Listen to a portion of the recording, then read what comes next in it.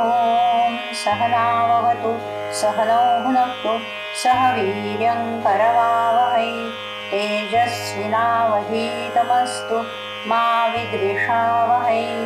ॐ शान्ति शान्ति शान्तिः।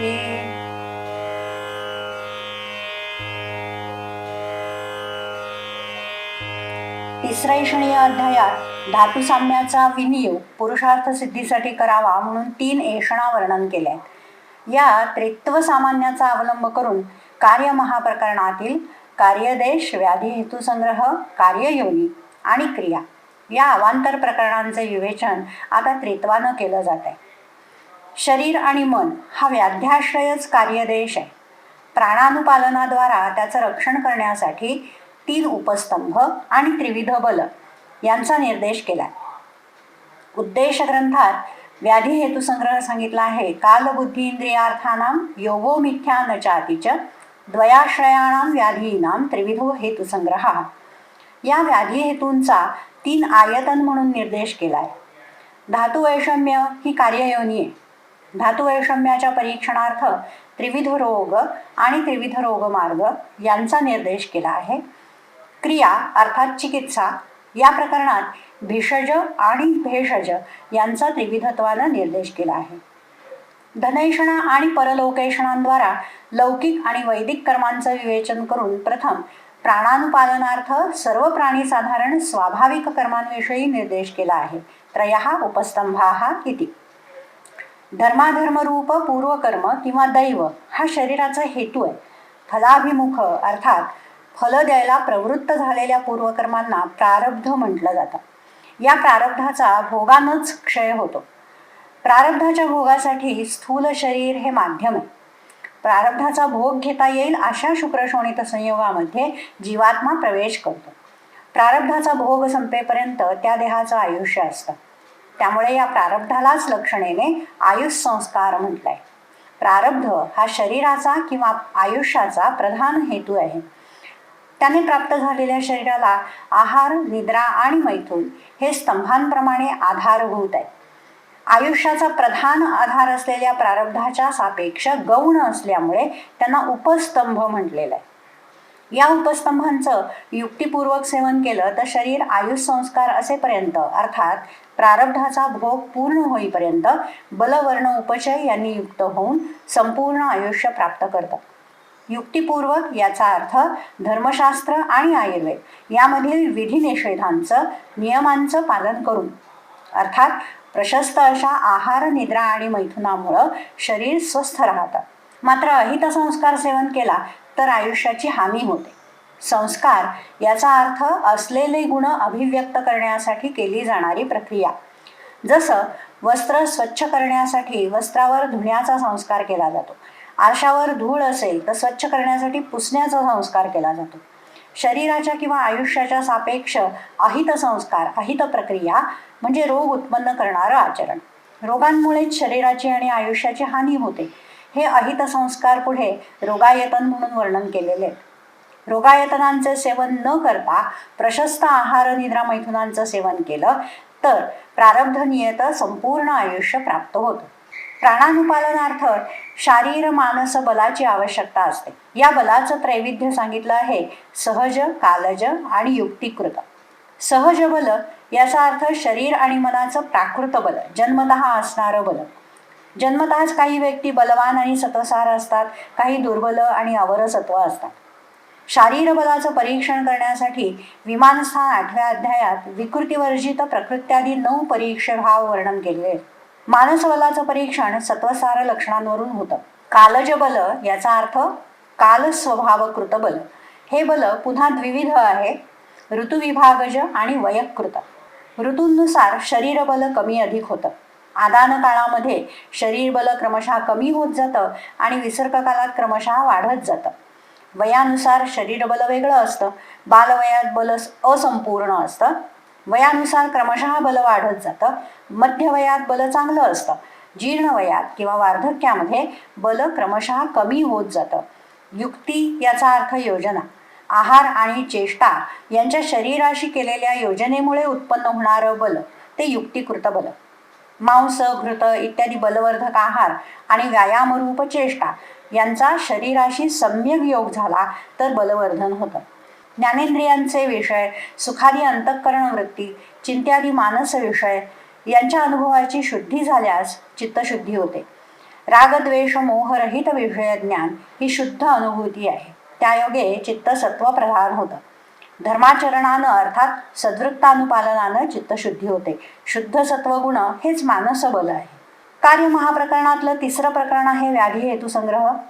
या प्रकरणाचा उपक्रम 37व्या श्लोकानं केला आहे त्रीणी आयतनानी आणि 43व्या श्लोकानं उपसंहार केला आहे इति हेतवः. उद्देश ग्रंथात काल, बुद्धी आणि इंद्रियार्थ यांचा योग हा रोग आणि आरोग्याचं कारण म्हणून सांगितलेला आहे. हीन मिथ्या अतियोग हा रोग कारण आहे आणि समयोग हा आरोग्याचं कारण आहे. या अध्यायात कारण या अर्थाच्या आयतन शब्दाचा प्रयोग केलाय. प्रथम रोगहेतू म्हणून त्यांचा निर्देश करून उपसंहार करताना समयोगयुक्तास्तु प्रकृती हेतवो भवन्ति असं म्हटलं आहे. उपक्रम करताना उद्देश ग्रंथाप्रमाणे अर्थ, कर्म आणि काल याच संज्ञांचा प्रयोग केलाय. निर्देश करताना अर्थांच्या हीन मिथ्याती योगाला असात्म्य इंद्रियार्थ संयोग अशी संज्ञा दिली आहे. कर्मांच्या हीन मिथ्याती योगाला प्रज्ञापराध अशी संज्ञा दिली आहे आणि कालाच्या हीन मिथ्याती योगाला परिणाम अशी संज्ञा दिली आहे. अशा संज्ञा समन्वयामुळे उपसंहार करताना इति असात्म्य इंद्रियार्थ संयोग हा प्रज्ञापराध हा परिणामश्चेती त्रयस्त्रिविध विकल्पाः हेतवो विकाराणाम असं म्हटलं आहे. पहिला व्याधी हेतू आहे अर्थांचा म्हणजे विषयांचा इंद्रियांशी अतियोग, अयोग, मिथ्यायोग. त्यालाच असात्म्य इंद्रियार्थ संयोग असं म्हटलेलं आहे. शब्दादी 5 विषयांच्या श्रोत्रादी 5 ज्ञानेंद्रियांशी होणाऱ्या अतियोग, अयोग, मिथ्यायोग यांच्या लक्षण आणि उदाहरणांचा निर्देश 37व्या श्लोकात तत्र अधिप्रभावतां दृश्यानां अतिमात्रं दर्शनम अतियोगापासून इति मिथ्यायोगः इथपर्यंत केला आहे. या इंद्रियार्थांचा अतियोग, अयोग, मिथ्यायोग संज्ञेचा असात्म्य इंद्रियार्थ संयोग या संज्ञेशी समन्वय 38व्या श्लोकात केलेला आहे. तत्र एकम स्पर्शनम इंद्रियाणां पासून सात्म्यात्वही उपशयार्थापर्यंत.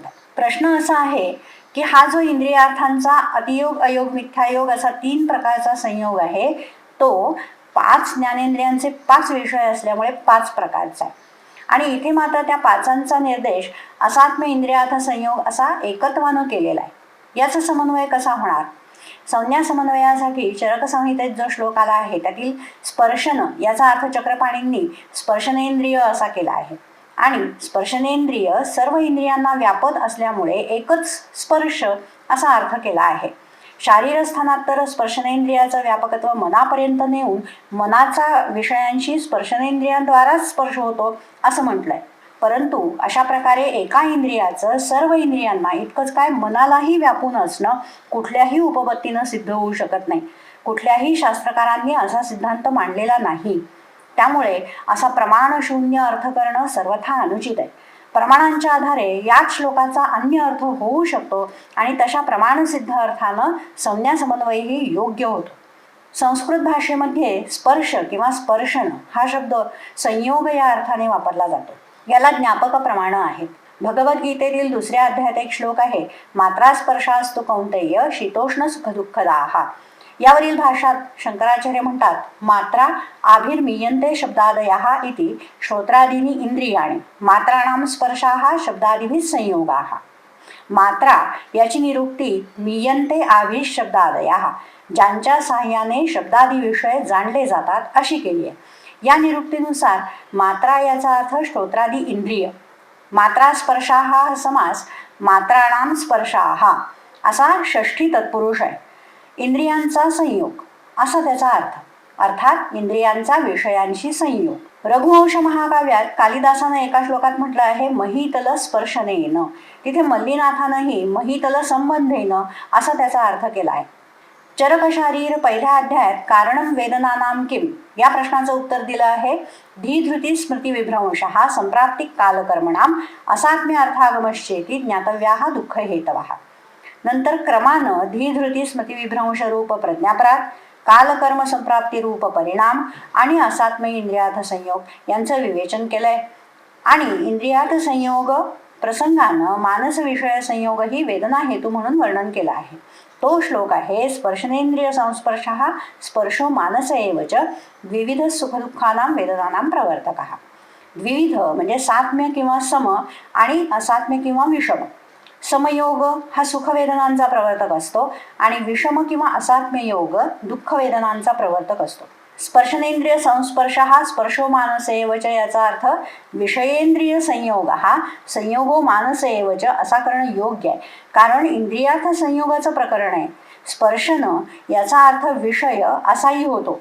मात्रा स्पर्शाहा समास शंकराचार्यांनी मात्राहाच स्पर्शाहाच असा द्वंद्वही केलाय आणि इंद्रिय आणि त्यांचे विषय असा अर्थ केलाय. भगवद्गीतेतच 5व्या अध्यायात स्पर्शान कृत्वा बहिर्बाह्यान आणि बाह्य स्पर्शेषु कौंतेय या श्लोकांमध्ये स्पर्श याचा अर्थ विषय असा केलाय. ज्ञानदेवांनीही स्पर्शचा अर्थ विषय असाच केलाय. अधिक काय, चक्रपाणींनीही सूत्रस्थान 30व्या अध्यायाच्या 6व्या श्लोकाच्या टीकेत स्पर्श शब्देनं लक्षणया स्पृश्यमानो अर्थो अभिप्रेतः असं म्हटलंय. स्पर्श शब्दाचा विषय असा अर्थ केलाय. त्यामुळे प्रकृत स्पर्शनेंद्रिय संस्पर्श याचा अर्थ विषय इंद्रिय संयोग असा करणं उचित आहे. त्यायोगे त्या प्रकरणाच्या अर्थाचा समन्वय होतो. मानस विषयांचा हीन मिथ्याती योग हा मनाच्या आणि मनोबुद्धीच्या विकृतीचा हेतू आहे. मानस विषयांचा समयोग हा मनाचा आणि मनोबुद्धीचा प्रकृती हेतू आहे असं स्वस्थ चतुष्कामध्ये 8व्या अध्यायाच्या 16व्या श्लोकात म्हटलंच आहे. त्याचाही समन्वय होतो. अशा विविध उपपत्तींनुसार प्रकृत प्रकरणामध्ये स्पर्श किंवा स्पर्शन याचा अर्थ संयोग असा करणंच उचित आहे. आता मूळ श्लोकातील स्पर्शन शब्दाच्या जागी संयोग शब्द घालून रचना कशी होईल? तत्र एकम स्पर्शनम इंद्रियाणाम इंद्रिय व्यापकम अर्थात तत्र एकच संयोगः इंद्रियाणाम इंद्रिय व्यापकः चेतस समवायीचा अर्थ चेतस संयुक्तः असा होईल. आपण उपदेश ग्रंथात पाहिलंच आहे की समवायाचा अर्थ एकी भाव असा होतो. या श्लोकाच्या टीकेत चक्रपाणींनीही चेतस समवायीचा अर्थ मनसंबंधी असाच केलाय. स्पर्शन व्याप्तेर व्यापकम अपि च चेतः अर्थात संयोग व्याप्ते हे व्यापकम अपि च चेतः. तस्मात् सर्वेंद्रियाणां व्यापक स्पर्शकृतो यो भाव विशेषः अर्थात तस्मात् सर्वेंद्रियाणां व्यापक संयोगकृतो यो भाव विशेषः.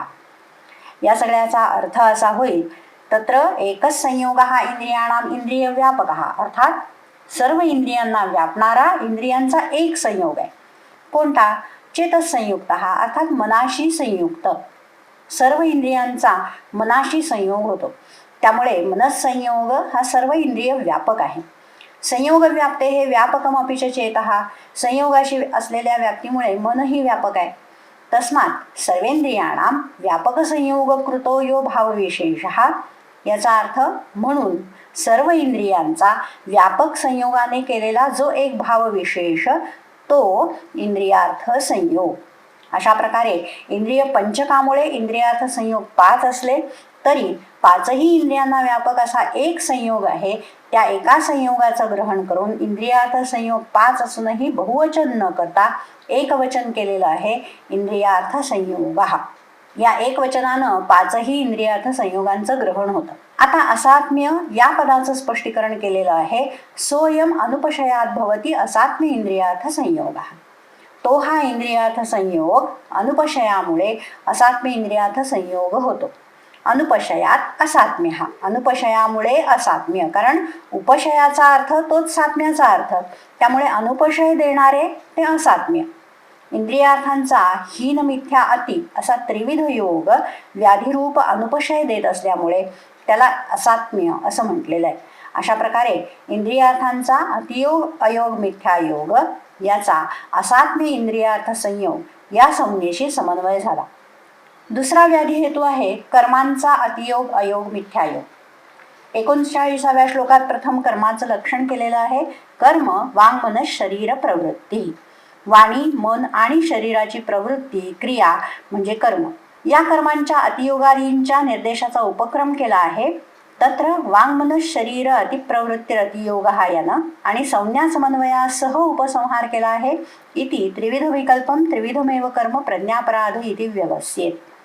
सर्व विहित कर्मांची अतिप्रवृत्ती म्हणजे अतियोग, विहित कर्मांची अप्रवृत्ती म्हणजे अयोग असं सांगून मिथ्यायोगाची उदाहरणं सांगितली. वेगधारण, वेगोधीरण, वेडवाकडं घसरणं किंवा पडणं, शरीराची वेडीवाकडी हालचाल किंवा वेडावाकडा शरीरन्यास, कंडू किंवा अन्य प्रकारे शरीराला दूषित करणं, आघात, हिंसा, मद्य, ऊन, उपवास अशा प्रकारांनी शरीराला क्लेश देणं, हे सगळे शारीर मिथ्यायोग आहे. सूचक, असत्य, अयोग्यकाली, कलहकारक, अप्रिय, असंबद्ध, प्रतिकूल, निष्ठुर वचन, हे वाचिक मिथ्यायोग आहे. भय, शोक, क्रोध, लोभ, मोह, मान, ईर्षा, मिथ्यादर्शन, हे सगळे मानस मिथ्यायोग आहे. या उदाहरणांप्रमाणे अन्य मिथ्यायोग कोणते ते संक्षिप्त लक्षणानं सांगितलेलं आहे. अतियोग आणि अयोग सोडून असं सर्व प्रवर्तन जे अहित असेल ते मिथ्यायोग आहे. कर्म किंवा आचरण हा धर्मशास्त्राचा विषय आहे. आयुर्वेदात त्याचं विवेचन नाही आहे, त्यामुळे इथे अनुपदिष्ट असं एक विशेषण आहे. अर्थात इथे म्हणजे आयुर्वेदात ज्यांचा उपदेश केलेला नाही अशा सर्व कायिक वाचिक मानस अधर्माचरणाचा कर्म मिथ्यायोगामध्ये अंतर्भाव होतो. कर्माच्या असम्यक योगाला प्रज्ञापराध हे कारण असल्यामुळे कर्म अतियोग अयोग मिथ्यायोगाला कार्यकारण भाव लक्षणेनं प्रज्ञापराध अशी संज्ञा दिली आहे आणि 41व्या श्लोकानं संज्ञा समन्वयासह प्रज्ञापराध प्रकरणाचा उपसंहार केला आहे. तिसरा व्याधी हेतू आहे कालाचा अतियोग अयोग मिथ्यायोग. त्याचा निर्देश 42व्या श्लोकानं केला आहे. प्रथम कालाचं लक्षण केलंय. शीतोष्ण वर्ष लक्षण हा पुनर्हेमंत ग्रीष्म वर्षा हा संवत्सर हा स काल हा. स्वस्थ चतुष्कामध्ये संवत्सरात्मक कालाचं 6 ऋतूंमध्ये विभाजन करून ऋतुसात्म्य वर्णन केलंय. त्याच संवत्सराचे शीत उष्ण वर्षा असे परीक्षणासाठी उपयुक्त लक्षण सांगितलंय. या कालाचा अतियोग म्हणजे शीतकालात अतिशैत्य, उष्णकालात अतिऔष्ण्य, वर्षाकालात अतिवर्षा. अयोग म्हणजे शीतकालात अल्पशैत्य, उष्णकालात अल्पऔष्ण्य, वर्षाकालात अल्पवर्षा. मिथ्यायोग म्हणजे यथास्व लक्षण विपरीत लक्षण, अर्थात शीतकालामध्ये औष्ण्य किंवा वर्षा, उष्णकालामध्ये शैत्य किंवा वर्षा, वर्षाकालामध्ये शैत्य किंवा औष्ण्य. कालाच्या अतियोग अयोग मिथ्यायोगालाच परिणाम असं म्हटलेलं आहे. परिणाम याचा अर्थ प्रकृतेः अन्यथा भावः असा आहे. प्रकृतीपेक्षा अर्थात मूळ स्वभावापेक्षा अन्यथा भाव म्हणजे वेगळं स्वरूप. इथं कालाचं स्वलक्षण ही प्रकृती आहे आणि स्वलक्षणाचे अतिहीन विपरीतत्व हा परिणाम आहे. हा अतिहीन विपरीत स्वलक्षण कालपरिणाम व्याधी हेतू आहे. इथे काल शब्दाचा लोप करून परिणाम असं रोगायतन सांगितलेलं आहे. अशा प्रकारे संज्ञा समन्वय झाला. पुढील श्लोकाने विकार हेतू प्रकरणाचा उपसंहार करून इंद्रियार्थ कर्म आणि काल यांचा समयोग हा प्रकृती हेतू अर्थात आरोग्याचा हेतू आहे असं सांगितलेलं आहे. कार्य महाप्रकरणातलं 4थं प्रकरण आहे कार्ययोनी. धातू वैषम्य रूप कार्ययोनीचं लक्षण आहे विकारागम. त्याची परीक्षा दोष परीक्षण आणि विकार परीक्षण यांच्याद्वारा करावी. पूर्वी चतुष्पाद प्रकरणामध्ये साध्यासाध्य विभागानं विकार परीक्षणाचा निर्देश केलेला आहे. आता समुत्थान विशेषतः आणि अधिष्ठान विशेषतः रोग परीक्षणाचा निर्देश केला जात आहे. समुत्थान शब्दाचा अर्थ उत्पत्ती असा जरी असला तरी कार्यकारण भाव लक्षणेनं उत्पत्ती हेतू या अर्थानं रोगोत्पत्तीचा हेतू म्हणून ग्रंथात दिलेला आहे. या उत्पत्ती हेतूनुसार निज, आगंतु आणि मानस असे त्रिविध रोग सांगितलेले आहेत. निज याचा अर्थ वात पित्त कफ या शारीर दोषांचं वैषम्य झाल्यामुळे उत्पन्न होणारे व्याधी. आगंतु याचा अर्थ भूतादी संभव.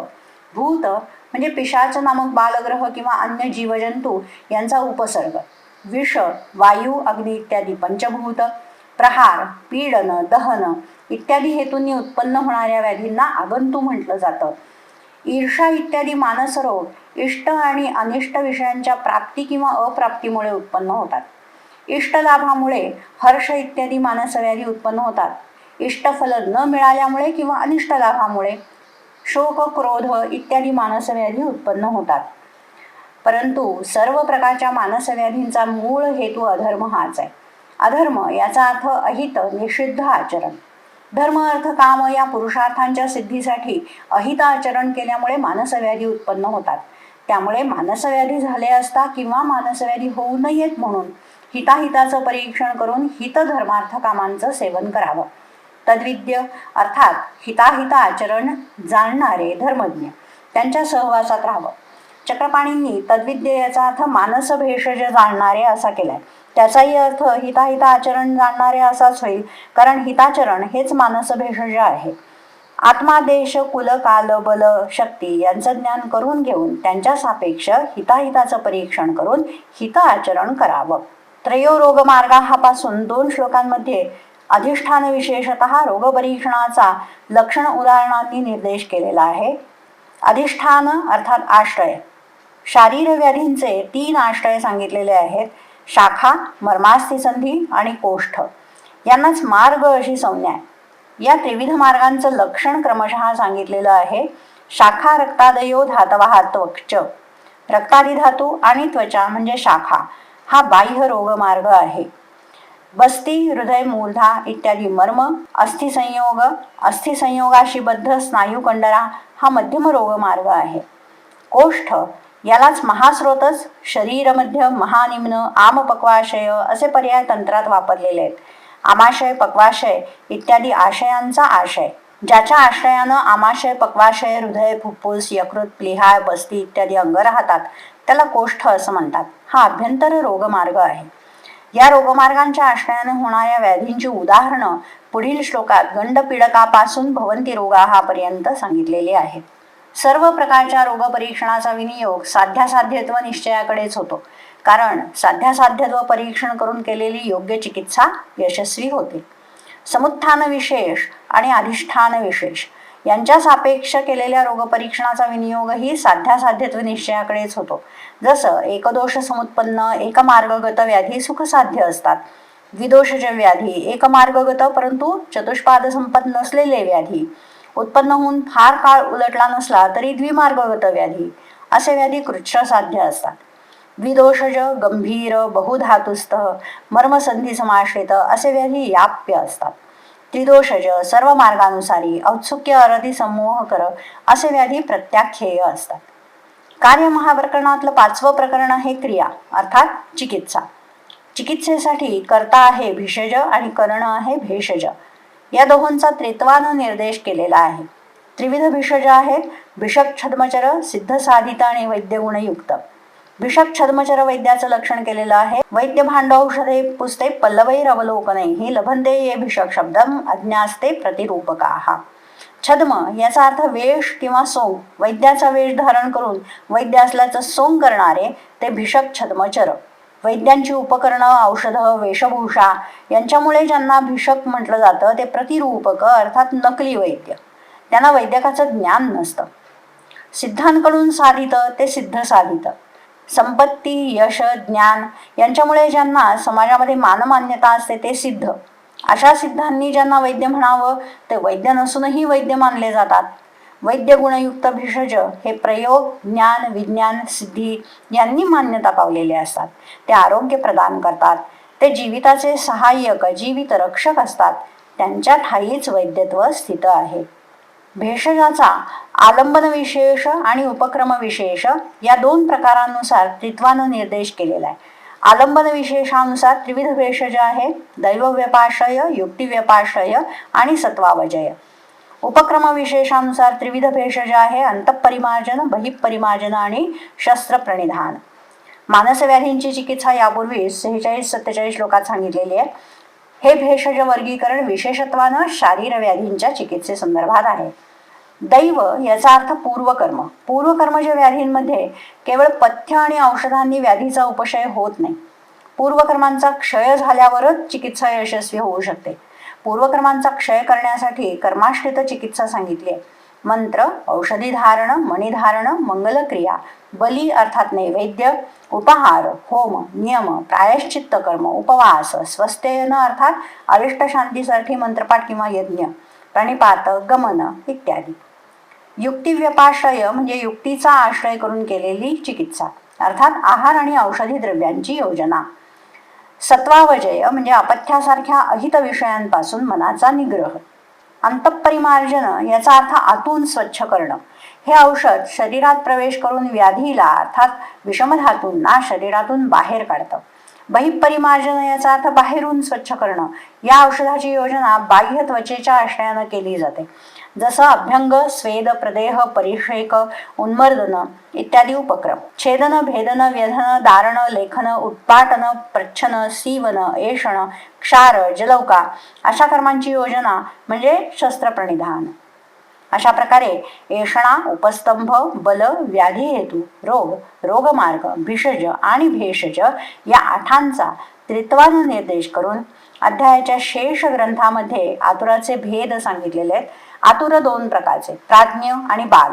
प्राज्ञ आतुर रोग उत्पन्न झाल्यावर लगेच बाह्यकर्म किंवा आभ्यंतर कर्म किंवा शस्त्रोपक्रमानं आरोग्य प्राप्त करून घेतो. बाल अर्थात अज्ञानी आतुर अज्ञानामुळे किंवा प्रमादामुळे रोग उत्पन्न झाला असं जाणतच नाही. रोगाचा स्वभाव असा असतो की प्रथम तो अल्पमात्रेत उत्पन्न होतो, नंतर क्रमशः वाढतो. वाढत जाऊन दृढमूल झाला की बल आणि आयुष्याचा विनाश करतो. बाल अज्ञानी आतुर जोपर्यंत अतिशय पीडा होत नाही तोपर्यंत लक्ष देत नाही. खूप वेदना होऊ लागल्या की व्याधीचा उपाय शोधू पाहतो. अशा दुर्बल, व्याधीनं अत्यंत पीडित, कृश, इंद्रिय क्षीण झालेल्या, दीन, गतायुष रुग्णाचं रक्षण करायला कोण समर्थ आहे?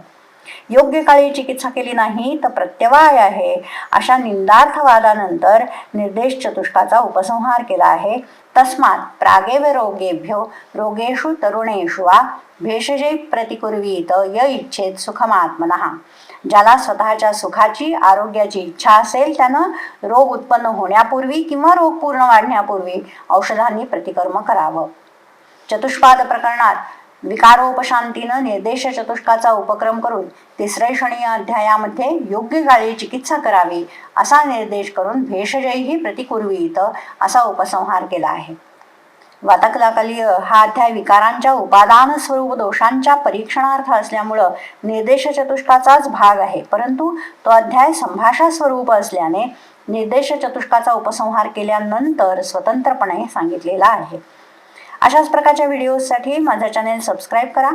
तुमचे काही प्रश्न किंवा सूचना असतील तर खाली कमेंट बॉक्समध्ये लिहा किंवा मला मेल करा. माझा मेल ID आहे amruta.karatu@gmail.com. धन्यवाद.